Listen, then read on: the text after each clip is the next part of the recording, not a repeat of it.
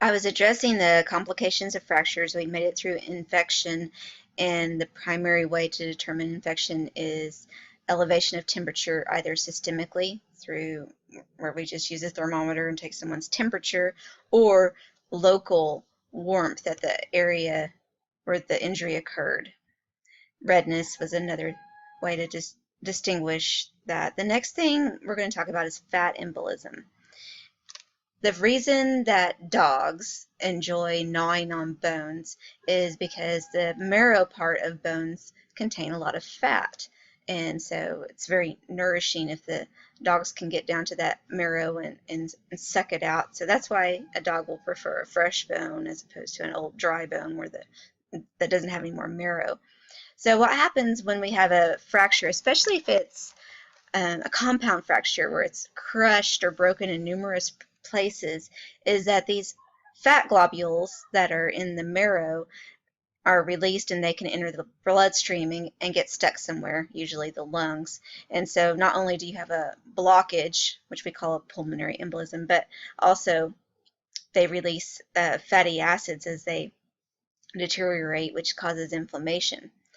So fat embolism is something, if we're going to see it, we're going to see it fairly soon, usually with big fractures, because with the bigger the bone, the more marrow it's going to release. So the long bones like the femur or multi-trauma, or they have multiple injuries, this 24 to 72 hours post-injury is pretty important, because a lot of students worry, well, how would I know it was a fat embolism as opposed to a DVT or a blood clot when the signs and symptoms are the same?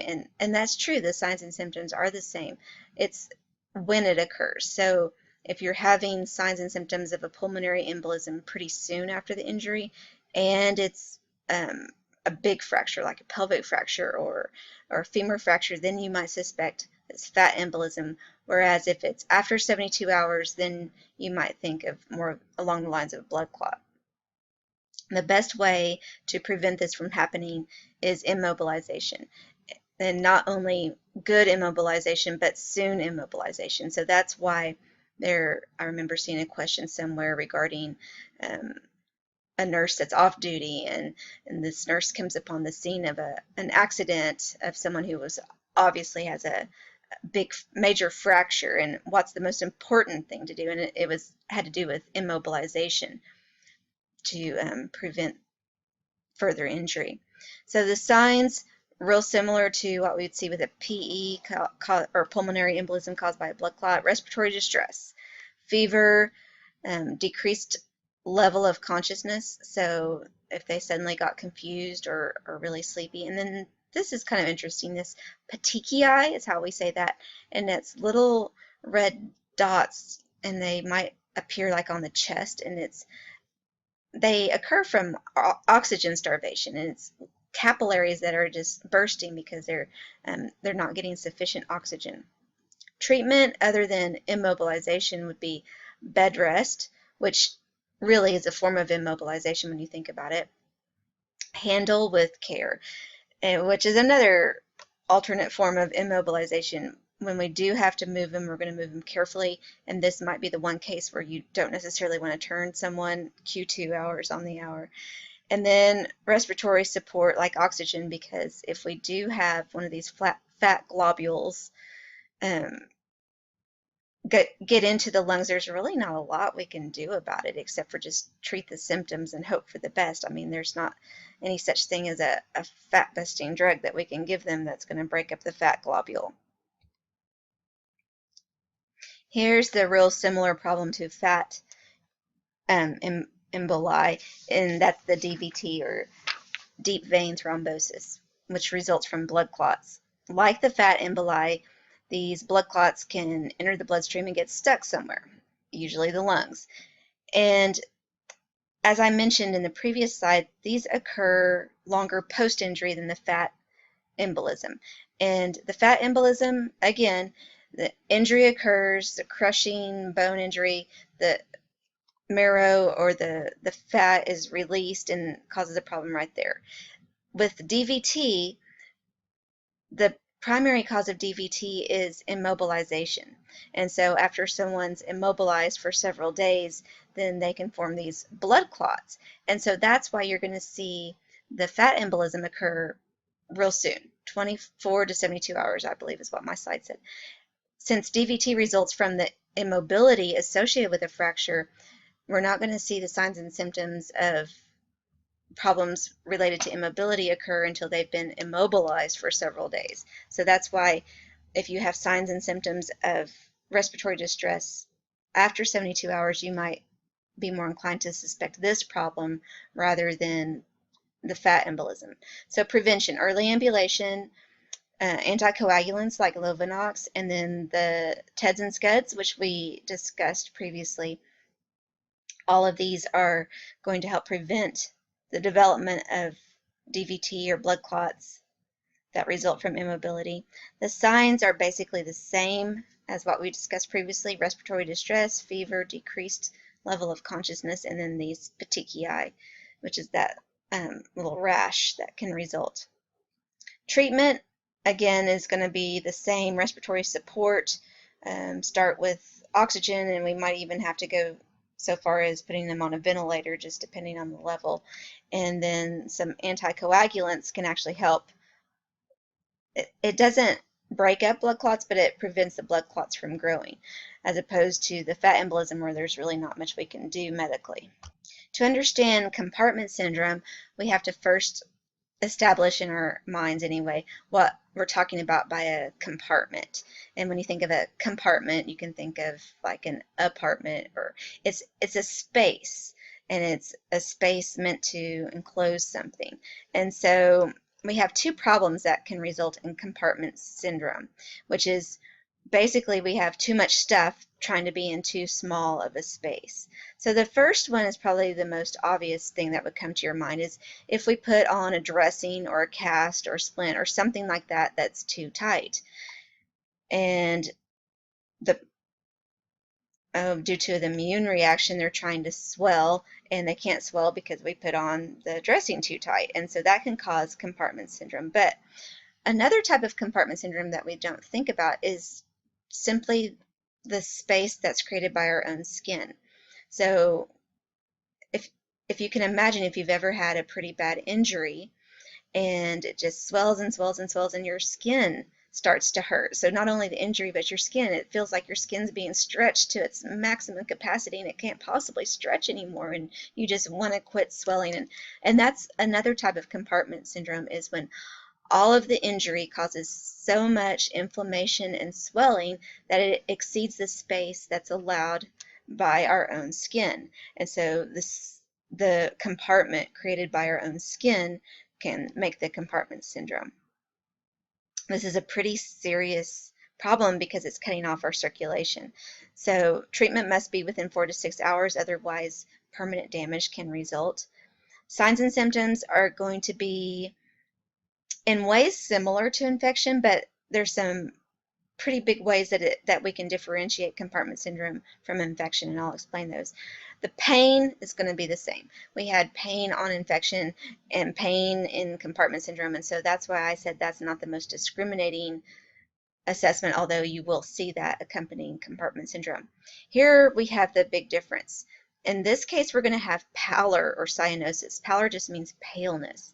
Whereas with infection, we had redness, because with the infection, the body's sending more blood to try to fight off that infection, whereas with compartment syndrome, the blood supply is being cut off, and so we have less blood and we're going to have paleness. Unequal pulses. So the unaffected extremity should feel normal because it's getting its normal circulation, but when you compare that to the affected extremity, or the extremity where the injury occurred, you can barely feel that pulse, or it's thready. It's because it's not as strong, it's not getting through. Numbness, tingling, and paresthesia. Paresthesia is like what you feel when that pins and needles feeling when something falls asleep. So numbness and tingling would be associated with compression of those nerves. Treatment, of course, is to relieve pressure. So if they're having the cast or a dressing on, we take it off and probably replace it if we need to. When it's the person's own skin, we might have to do this nasty procedure here, a surgical fasciotomy, and that's where we go in and surgically take a scalpel and cut the skin, and with the idea that we're going to stitch it back up as soon as the swelling starts to go down. So you don't see these very often. This would be when all else fails. Shock is a potentially fatal situation in which the body is overwhelmed in its response to either disease or injury. In a fracture, or the type of injuries that result in fracture, shock can be associated with hypovolemia, so we call it hypovolemic shock, and it's related to excessive blood loss. Signs and symptoms. Now, there's different kinds of shock, so you might have a septic shock, which is the body becomes overwhelmed with infection. And whatever type of shock it is, the signs and symptoms are essentially the same. Tachycardia.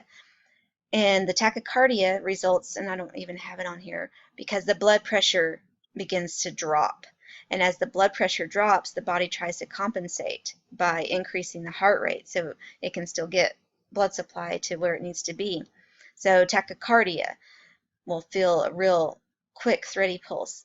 Anxiety, pallor, because again, the blood pressure is dropping, so they're not getting the blood supply to the skin, and then cool, clammy skin.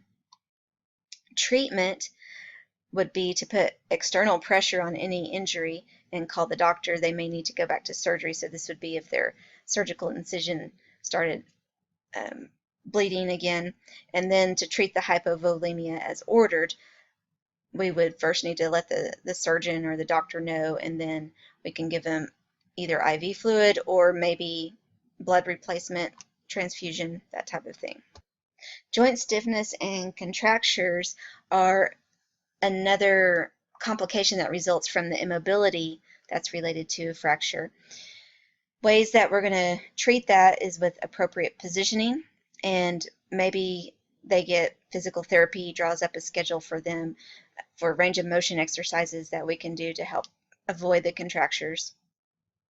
Avoid pillows under the joints. We think pillows are a good thing in elevating an extremity, and sometimes we do have to do that, but we sometimes need to remember that pillows can cause contractures. And when we get into the next chapter, amputations, we'll talk a lot more about how we don't want to always put things up on a pillow and how it causes contractures. Traction, and we'll talk more about traction real soon, that can prevent the contractures of joints. And then we can do internal or external fixation, which is a type of surgery where we use Bob the Builder stuff, screws and bolts and stuff to prevent things from becoming contracted. And then splints, sometimes a removable type of, it's like a cast, but a splint means we can take it off if we need to. The last complication resulting from fractures that I wanted to talk about is impaired union. And under impaired union, which is on page 975, we can have malunion, non-union, or delayed union. This means it doesn't happen at all. The bone heals the wrong way, or it's healing, but it's just not healing at a rate that's acceptable or what we would expect. So causes, number one cause would be inadequate immobilization. So if someone breaks something, like a child breaks an arm and it doesn't get casted, then it's going to take a lot longer to heal than if we put a cast on it. That's kind of the theory behind putting a cast. So inadequate immobilization. I have excess movement, so those are kind of the same thing. Poor alignment, so if the bone isn't set properly, then it's not going to heal as well as if it's properly set. So with the invention of x-rays, we're a lot better at doing this than we used to be when doctors just had to kind of do it by feel. Anytime infection is present, that's going to delay the healing or the union of the bone, because the body's going to be worrying about fighting the infection rather than healing the wound. And then inadequate nutrition. It takes a lot of protein and calcium, for instance, various minerals for healing to occur. Treatment would be bone grafts if we're the wound's not healing, sometimes we might have to graft from someplace else. Electromagnetic stimulation, I've seen this in use